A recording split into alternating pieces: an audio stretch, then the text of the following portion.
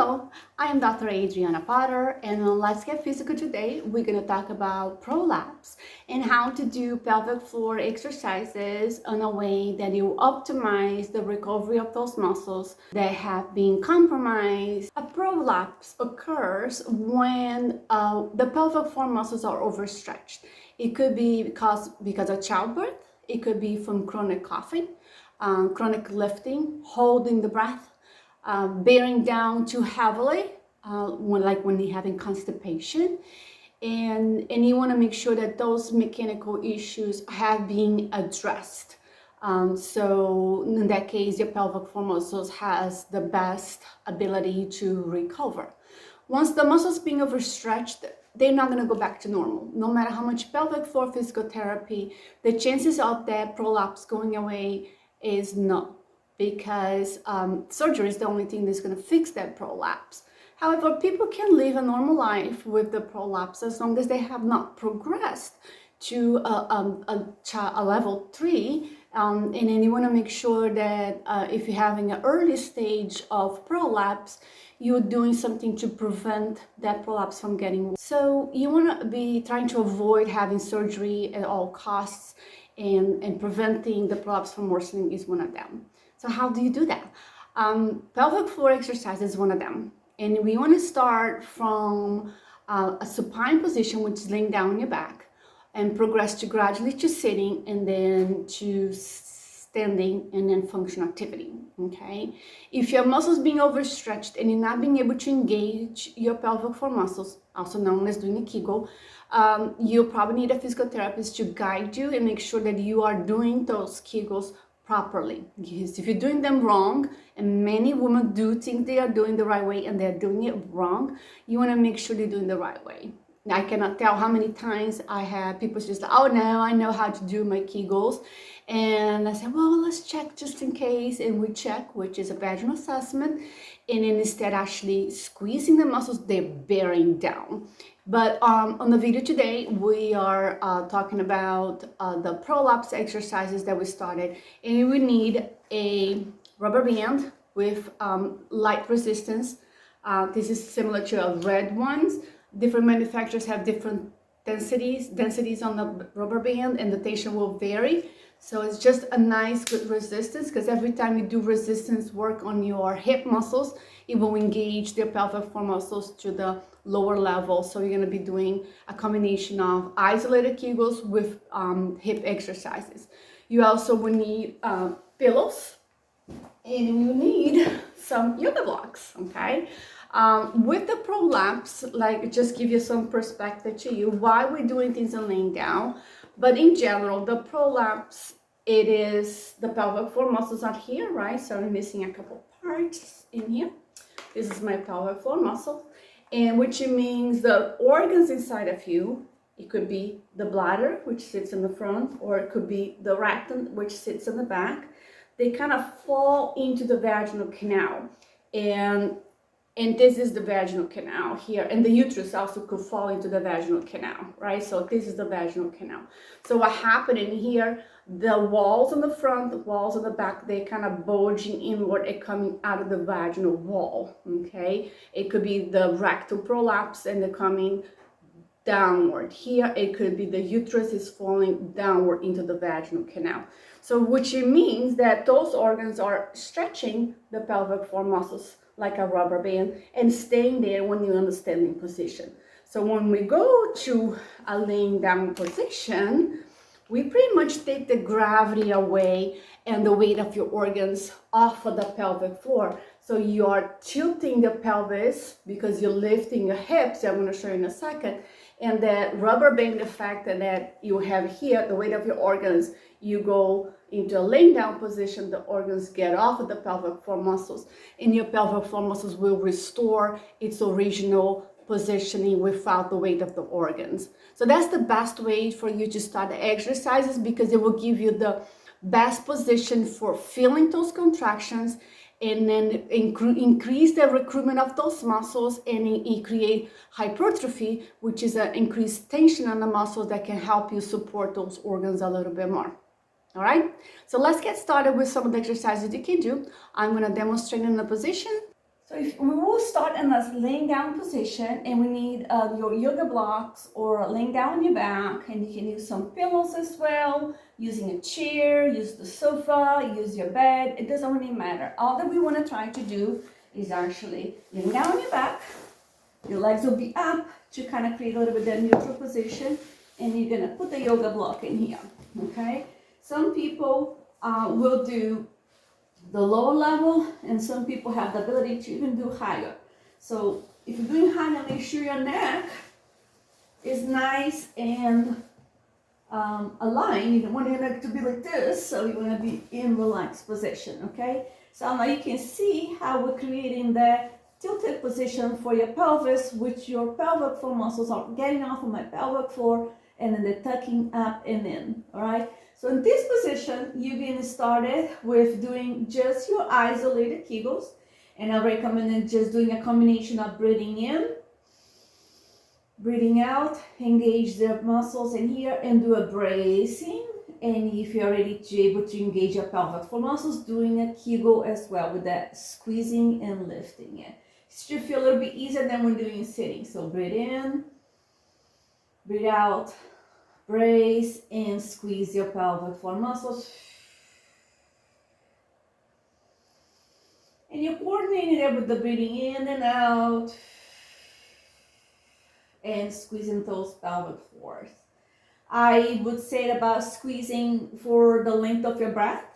And if you're not able to feel it as much, 3 seconds is what we aim, and we gradually try to increase for 5 to 7 seconds. Okay? So breathe in, breathe out, squeeze, and let it go there. As I'm letting the air out that we're talking, that's the same as doing an exhalation and letting the air go out. Breathe in, relax. Breathe out and squeeze. 2, 3, 4, 5, 6, 7. Breathe in. And breathe out. 1, 2, 3, 4, 5, 6, 7. Alrighty. So when we're doing an isolated Kegel, you are doing a maximal contraction. So that it is ideal. Alrighty.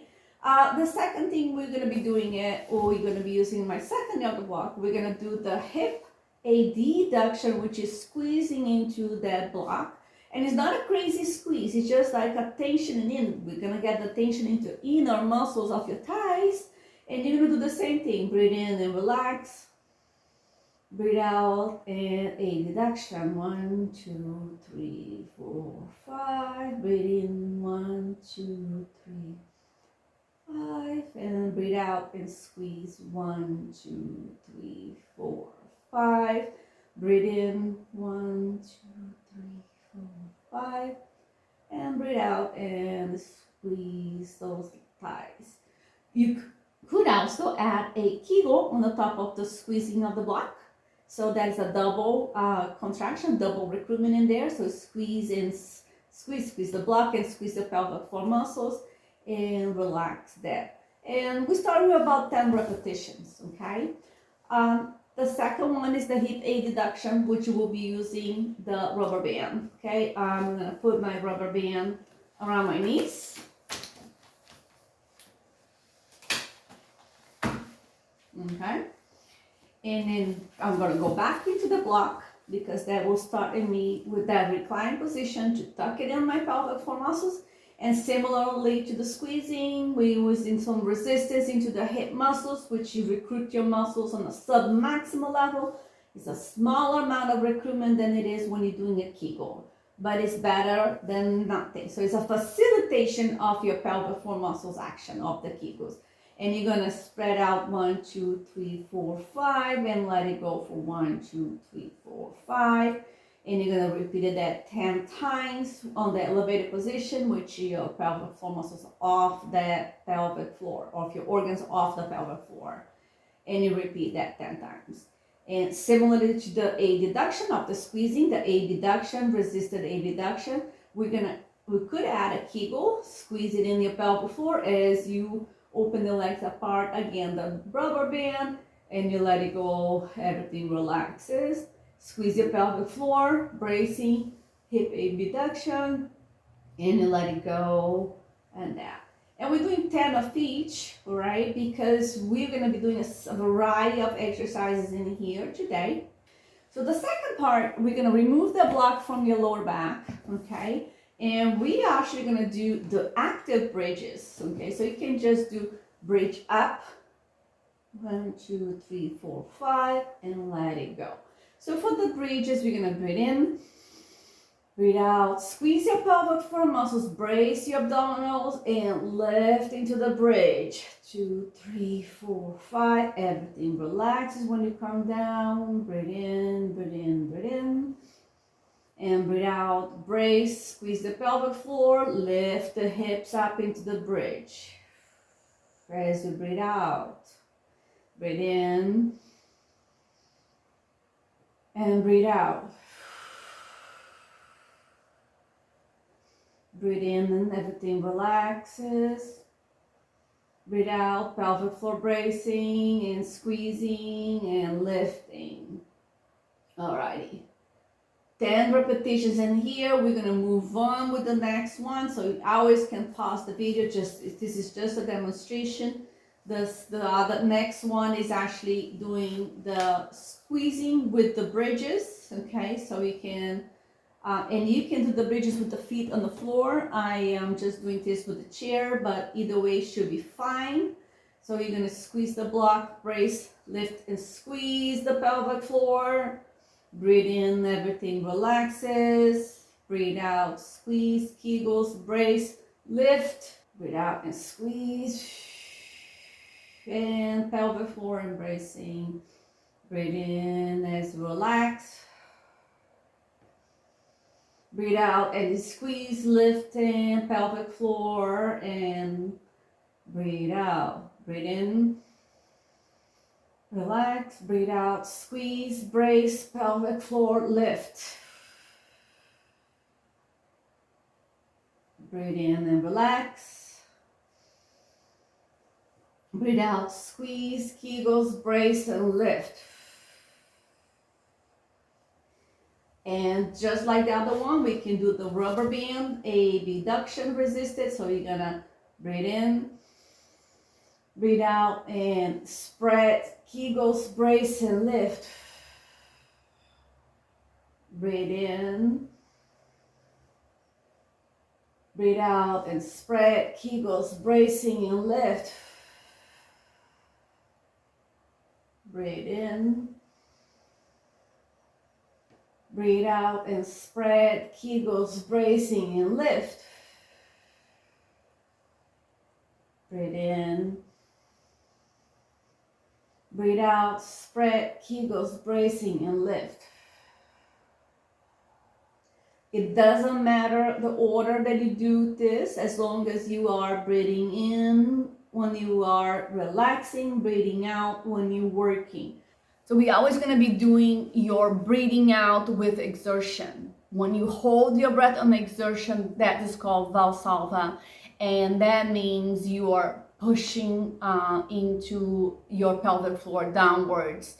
And that's exactly what we want to avoid on when you are already having a prolapse, or if you want to prevent the progression or even the occurrence of your prolapse. We want to make sure you breathe out on physical exertion. Lifting is a physical exertion. Coughing, sneezing, laughing is a physical exertion. It disturbs the abdominal pressure. I also recommend doing other exercises on the quadruped position or on your back as well. And the Pilates exercise series that I have in this channel can help you a little bit further with doing muscle toning for abdominal muscles, muscle recruitment, and bracing, which is pretty much key for a lot of the things you do in preventing that prolapse from getting worse. So don't forget to check those videos as well to improve your muscles. Like I said, you want this exercise to be done frequently. You want to be doing it early in the morning if it's possible, because as you get towards the end of the day, your muscles are already fatigued. You spend quite a lot of time in a standing position. So you want to be doing that early in the morning when you have the least of the pressure on the area because you've been laying down. Another way to do it, if you want to, like, for example, the middle of the afternoon, you get the heaviness on your bottoms, you might just go laying down your back with, like I did it in the initial of this video, with the legs up in the air and the blocks over there, and do some Kegels to kind of tuck it in the muscles. And it's going to help you to decrease the heaviness and kind of get you through the day. As you're getting stronger, and it takes about 6 to 8 weeks for you to notice that change in strength, you will notice that heaviness is changing, and you're not getting that sensation to be bothering you as much like it was before. Alrighty, this is the video for today on the prolapse reduction techniques on the supported bridge. And hopefully you like this information and share with your friends and share with your OB/GYN so more women can be helped and recover from prolapse. I am Dr. Adriana Potter, the author of Let's Get Physical and Benefit Yourself series on physical health. And don't forget to subscribe, press the bell button.